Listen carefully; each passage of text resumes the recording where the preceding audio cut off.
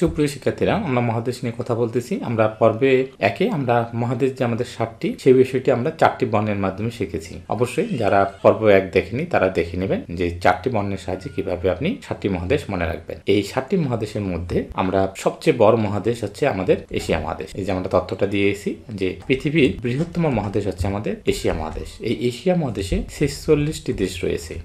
অবশ্যই আপনার জানতে ইচ্ছে করতেছে যে এই 46টি দেশ রয়েছে, এই 46টি দেশগুলোর নাম কি কি। অবশ্যই আমরা এটা নিয়ে ভিডিও তৈরি করব। তবে আজকে আমরা আলোচনা করব এই 46টি দেশের মধ্যে সবচেয়ে বড় দেশ এবং ছোট দেশ। তাহলে এশিয়া মহাদেশে মোট কয়টি দেশ রয়েছে? 46টি দেশ রয়েছে। এর মধ্যে চীন হচ্ছে বড় দেশ আর মালদ্বীপ হচ্ছে ছোট দেশ। আমরা এই ছবিটির মাধ্যমেও মনে রাখতে পারি এশিয়ার চীনামা। তাহলে এই মাটা কথাকার মা, এই মাটা হচ্ছে আমাদের চীনামা। তাহলে এশিয়ার চীনামা সহজ করে আমরা মনে রাখতে পারবো। তাহলে এশিয়া মহাদেশে কয়টি দেশ রয়েছে? 46টি দেশ রয়েছে। 46টি দেশের মধ্যে চীনামা, চীন হচ্ছে সবচেয়ে বড় আর মালদ্বীপ হচ্ছে সবচেয়ে ছোট। তাহলে চমৎকার ভাবে আমরা ছবির মাধ্যমে শিখে ফেললাম এশিয়ার চীনামা। এশিয়া মহাদেশের মধ্যে চীন বড় দেশ এবং মালদ্বীপ ছোট দেশ। এবার আমরা আফ্রিকা মহাদেশ নিয়ে আলোচনা করব। এই আফ্রিকা মহাদেশ হচ্ছে পৃথিবীর দ্বিতীয় বৃহত্তম মহাদেশ। তাহলে এশিয়া মহাদেশ হচ্ছে প্রথম আর দ্বিতীয় বৃহত্তম মহাদেশ হচ্ছে আমাদের আফ্রিকা মহাদেশ। এই আফ্রিকা মহাদেশের মধ্যে সবচেয়ে বড় দেশ এবং সবচেয়ে ছোট দেশ। আমরা ছবির দিকে তাকাই, এই দেখুন আমরা যখন গুড বাই জানাই তখন সাধারণত কি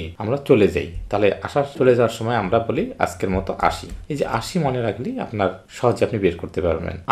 আ দিয়ে আমরা আলজেরিয়া এবং আফ্রিকা। তাহলে আ দিয়ে আমরা মনে রাখবো আলজেরিয়া এবং আফ্রিকা। মানে আফ্রিকা মহাদেশের মধ্যে আলজেরিয়া হচ্ছে বড় দেশ আর সিতে হচ্ছে সিসিলিস। সিসিলিস হচ্ছে আমাদের ছোট দেশ। তাহলে আশিতে হচ্ছে আলজেরিয়া, সিতে হচ্ছে সিসিলিস। তা আলজেরিয়া বড় দেশ, সিসিলিস হচ্ছে ছোট দেশ। কোন মহাদেশের মধ্যে? আফ্রিকা মহাদেশের মধ্যে আলজেরিয়া বড় দেশ, সিতে হচ্ছে সিসিলিস। এভাবে আমরা পর্বে প্রত্যেকটা মহাদেশের বড় দেশ ছোট দেশ নিয়ে আলোচনা করব।